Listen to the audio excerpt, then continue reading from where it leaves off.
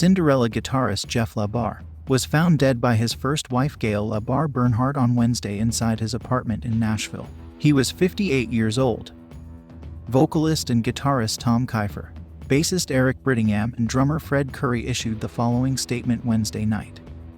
"Heavy hearts cannot begin to describe the feeling of losing our brother Jeff. The bond between us over decades of creating music and touring the world is something that we as a band uniquely shared. Those memories with Jeff will be forever alive in our hearts. It's unimaginable that one of our band brothers has left us. We're sending his wife Debonique, his son Sebastian, family and friends our deepest condolences. Jeff's memory and music will be with us forever. We all, band, family and management, appreciate the overwhelming outpouring of love. Rest in peace, Jeff." Although Cinderella hasn't released a new studio album since 1994's Still Climbing, the band started playing sporadic shows again in 2010 but has been largely inactive for the last few years, while Kiefer focused on his solo career. Back in 2016, LaBar accepted blame for Cinderella's prolonged period of inactivity, explaining that his drinking problem caused a rift between him and his bandmates. He told another FN podcast with Izzy Presley, "I can only speculate, but I believe it's all my fault. It's no secret that I've had a drinking problem, and it showed its ugly face on one of those cruises that Cinderella played. I guess that's what caused a rift.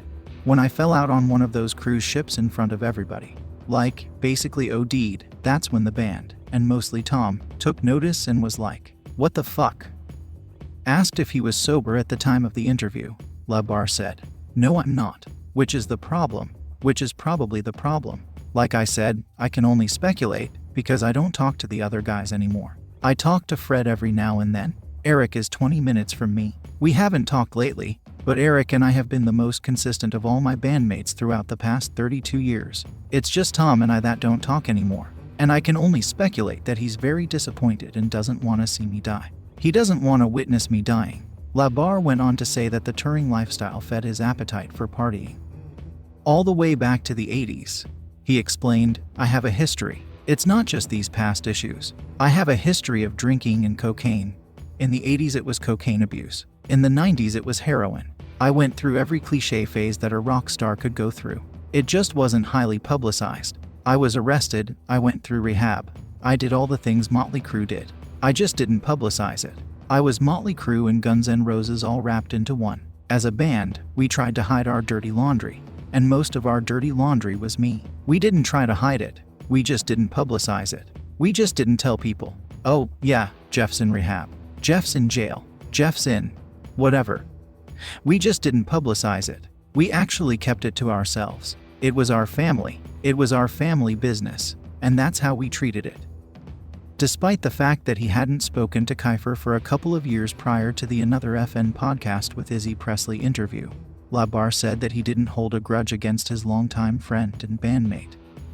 "I understand why he doesn't return my calls, and I don't blame him," he said. "I understand. And hey, you know, he's been the major talent of Cinderella all this time, and he deserves to be solo. Not deserves to be solo, but, you know, it was inevitable for him to go solo. He's just one of those guys, lead singer, main songwriter. It's inevitable that he should go solo and basically dump the dead weight." Kiefer told Rock Revolt magazine that some issues within the band, going back decades, had effectively sidelined the group for the past several years.